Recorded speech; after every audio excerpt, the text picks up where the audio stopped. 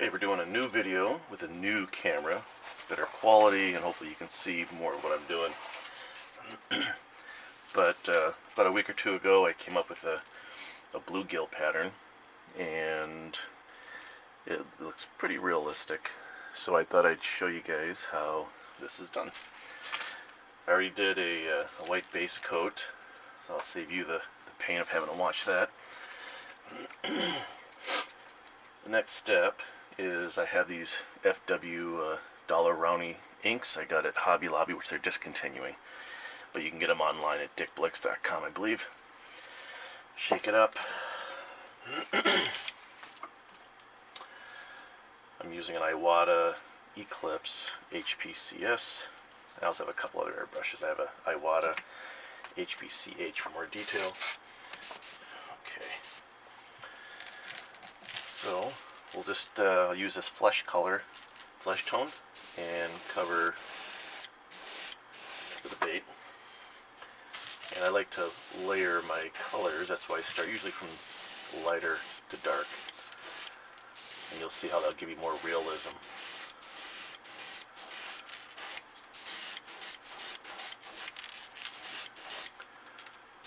Okay, that's really all you need. And I'll heat set that. Every color I heat set, and I'm not going to bore you with that. Alright, next we'll move on to the belly, and I'm using this Comart Aeolian Yellow. I like it because it comes on kind of light. The more you build up a color, the darker it gets.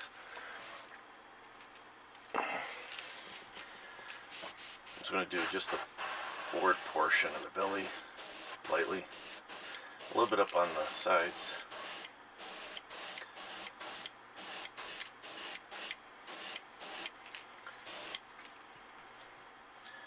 Just like that. And I will heat set that and go on to the next color. Okay, again, back to these FW inks. This is a flame orange. I'm going to use that on the belly as well, a little more in the throat area than the entire belly area. The thing to remember with these inks is they're not transparent, they're pretty opaque. Okay, just lightly spray. I kind of do it on an angle, so it gets a little overspray. Even though it looks really like a bright orange, when you spray it doesn't look so bright. Very light. Hopefully you could see that.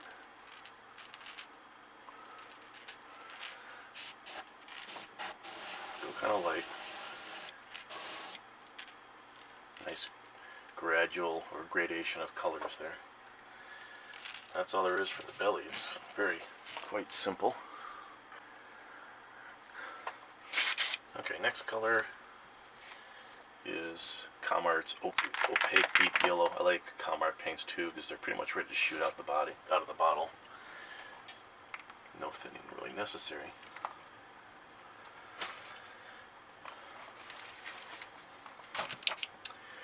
Oops.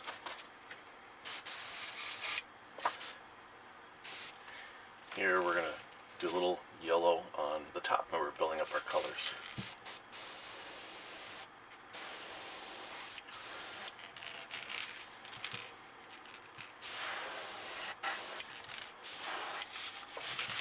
Also hit the back.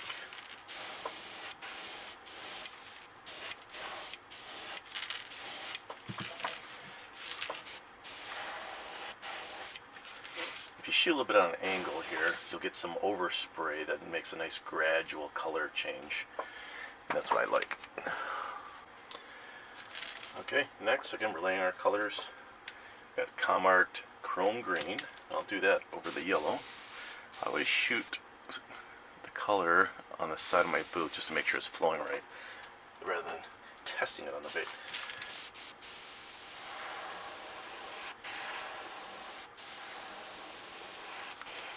Get the sides and the top.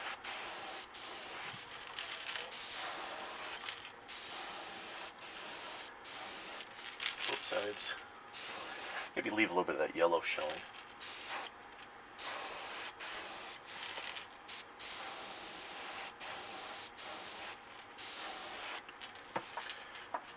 See that? There you go. Okay, now we're going to do the scale masking. And here's a little trick to help you hold your loofah. It's just like a needlepoint hoop. And what I'll do is I'll lay it right over the bait. Probably have to take it off the stand to do this. And push it right up against it, like that. And I'll spray some Antelope Brown, which is part of that ink again. Just lightly spray.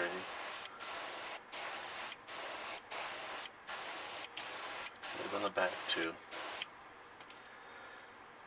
Okay. I'll heat set it real quick so I don't touch it and smear. Again, we'll do the other side. Push that through. Gives you a nice scale mask every time.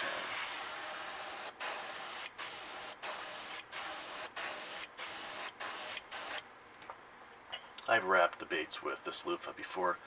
Sometimes those clips will scratch the bait, but alright, I'm going to do a little more of this Antelope Brown on the back. So, there we go. Getting there, slowly building up the colors, right?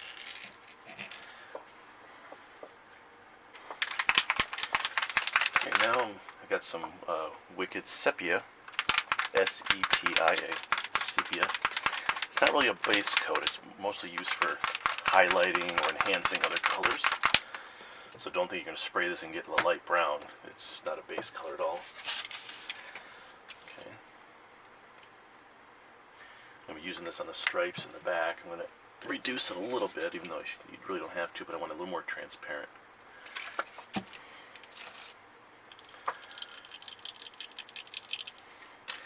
Again, test my brush.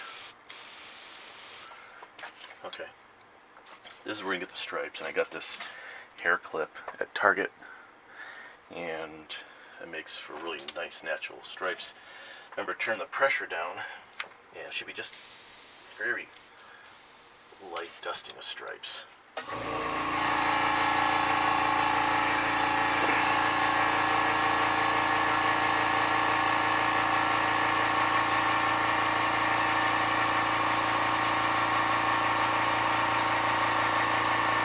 Compressor turn off.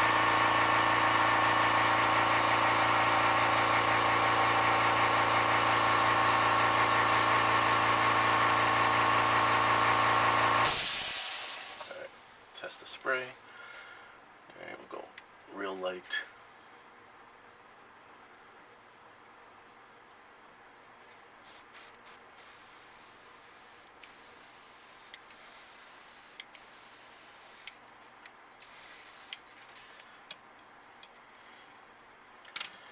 See how faint those stripes are? That's what you want. Don't go crazy with the stripes.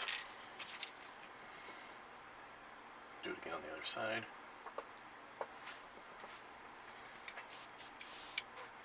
Now, so again, I shoot a little bit on an angle too, so the stripes seem to fade to an end rather than stopping immediately.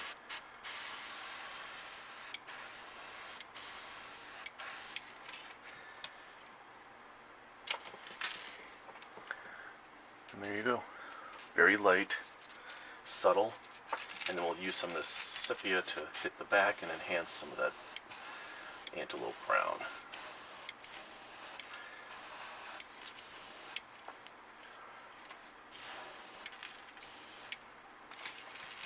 Okay, there we go.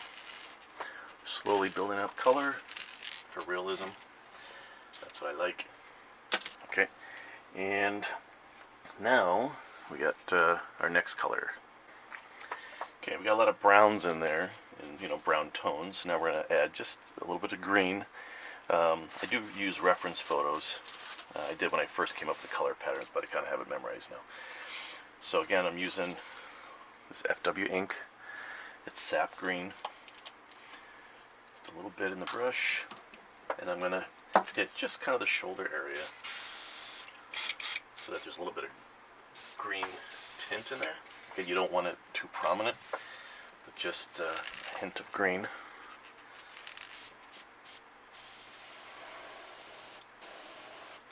More towards the back of the tail.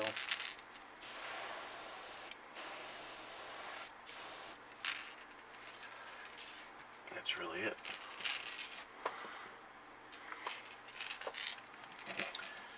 Just a little bit. Okay, now we're going to add a little character to the bait by doing a fin. There's 2 steps to the fin, the base color for the fin and then a black highlight outline, which we'll do later when I have the black paint already out for another part of the bait. But I'm using Golden brand, make sure it says high flow because it's made for airbrushes. This is yellow oxide. This will be my base color for the fin. And I've cut fins before, but here I have a stencil wheel I got from Insane Custom Stencils, and you can find them on Facebook. Just search Insane Custom Stencils or look for Russ Allen or insanecustomstencils.com. But he has numerous number of wheels for different applications. This is Gil Marks, fins. He's got crawfish stencils and stripes and crappie patterns. I mean, it's endless. I love this. I use this all the time. So my favorite fin is this one right here, and we're going to use that. I usually hold the bait so I can get it up close, and we're going to put it right behind the gill plate a little bit. I hope you can see that. And lightly spray.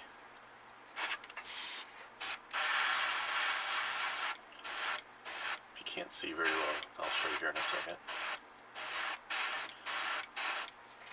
It's okay if you can see through to the stripes underneath it, because fins are somewhat transparent, right? There's the fin there. Again, you can't see all of it yet, but you will when I do the highlights. But maybe you can see the fin a little bit. Okay, you can still see some of the stripes behind it.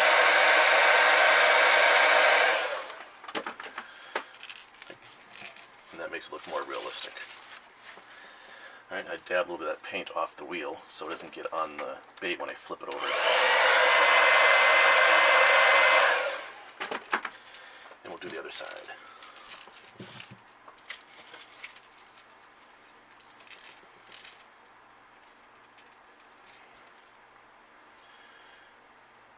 Right about there. Hold it down. Lightly spray.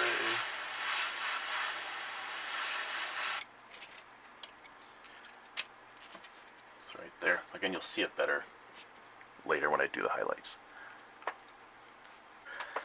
Okay, now we're going to load some white back up again. And we are going to paint white on the gill plate. Because later I have to do blue for the gill, right, a blue gill. But if you do the blue over this darker color, it may muddy up a little bit, but you can try it and see how it works out for you.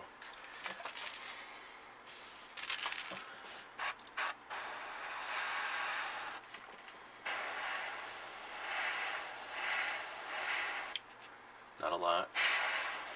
Again, I do it on angles, so some of the overspray will gradually taper off at the top of the gill, more natural look.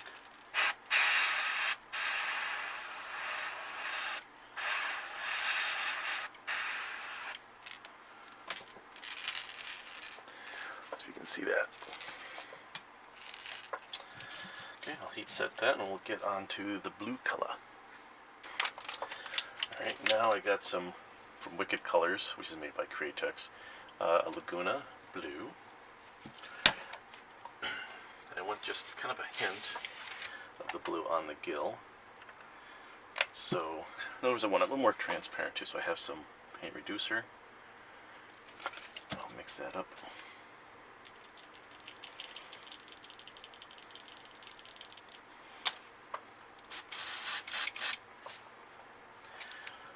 Also, what I forgot to do in the previous color of the white that I didn't show you was, I did white on the gill plate, but also on the belly and a little bit on the sides. So maybe you could see that. A little bit of contrasting of colors, again adding to the realism. All right, just a little bit of blue, very lightly, right there.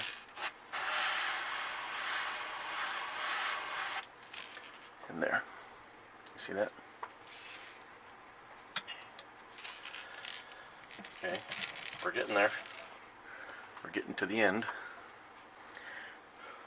Okay, I loaded the brush up with some black, and it's wicked detailed black. And this is where we're going to do the highlighting of the fin. And the important part is lining the fin stencil up with what we had before. And I'm going to lightly spray just around the edges. It may be hard for you to see it on the camera, but I'll show you when I'm done. I use a more fine brush. My HPCH has a smaller nozzle. This part's not my favorite because it's hard to get it all lined up properly. But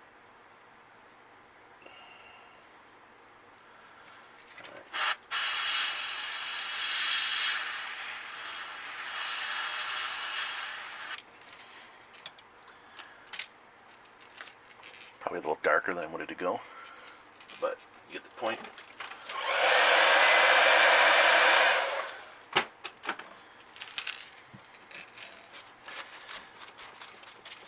Clean off my wheel.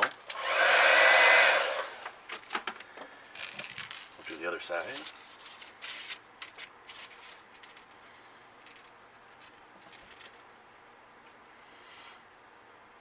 If sometimes I'm blocking this shot, I apologize. The first time using this camera, I used to use a GoPro.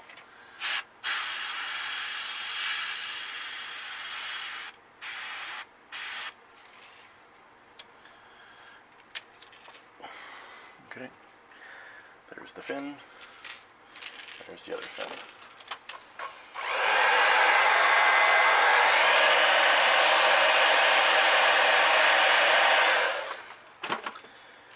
Okay, not quite done with the black yet. We got to do the Gil Marks, like you see there. And I can do that with the same wheel. Right there is my Gil marking. And I can do that while it's still on the stand. So I just place it right here over the gill. I'm going to spray an outline of the gill and then hit the tip of it with black.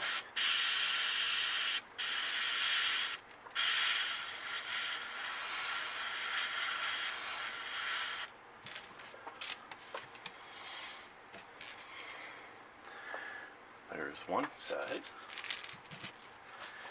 Clean off my gill wheel.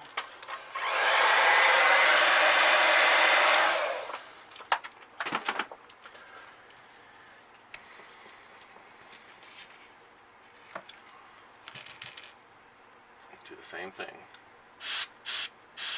Lightly spray an outline.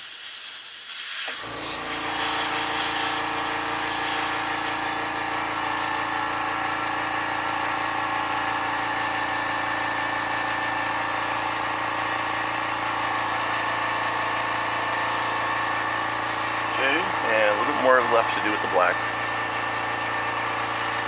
I'm going to hit the back.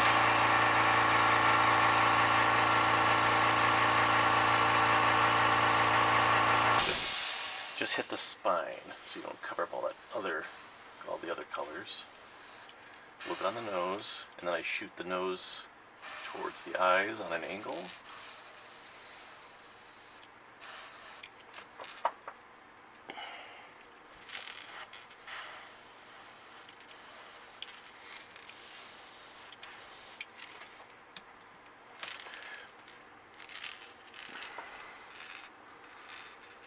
There you go. We're pretty much done with this. One small detail left, which I like to do.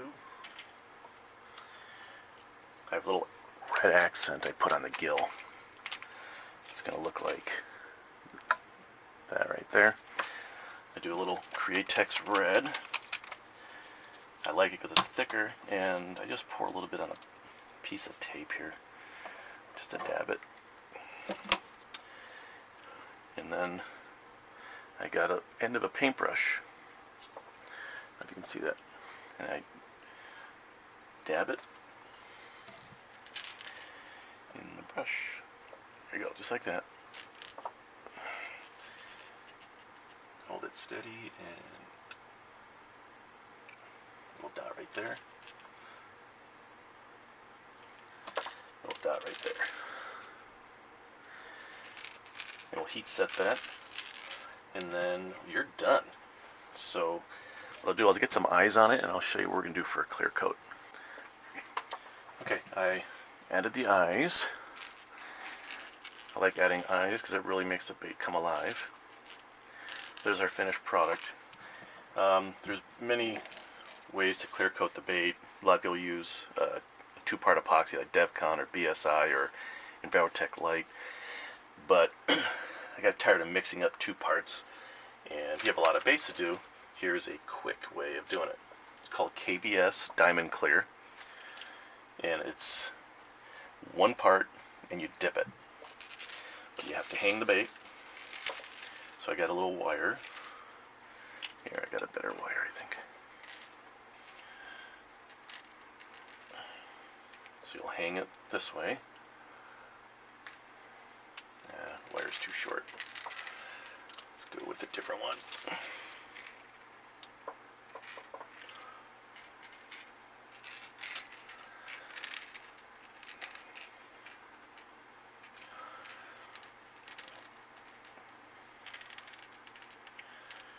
Okay, and I'll bend a little loop here because we're going to hang it. I don't know if you can see it, but I have a wire above my booth here where I'll be hanging the bait.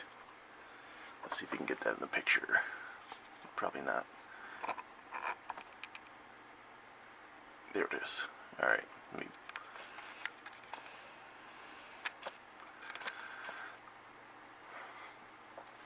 Okay. Also, you need a drip wire on the tail section too, because you don't want the KBS to pool up on the tail. You want it to continually drip down the wire and not pull up on the bait. So I'm going to trim this off a little bit.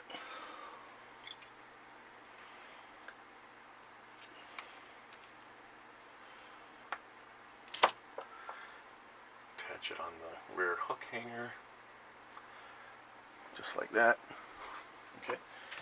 I have my KBS stored in a big mason jar with some plastic on the lip so it doesn't stick the lid. A little stinky, you'll want a fan or some ventilation. But here we go. Let's see if you can see. Yeah, you'll be able to see that. And it clears up the bill really nice too. Just dip real slow so you don't get any bubbles. Come out real slow. Let it drip a little bit.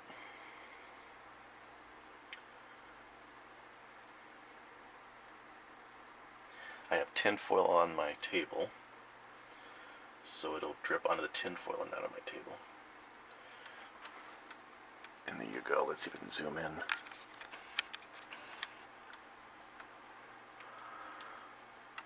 There you go. And we'll hang it. Let it sit for 24 hours. Sometimes I'll do a second coat, but I don't think it's necessary. But there you go. That is all done. Again, it's going to look just like this we did here.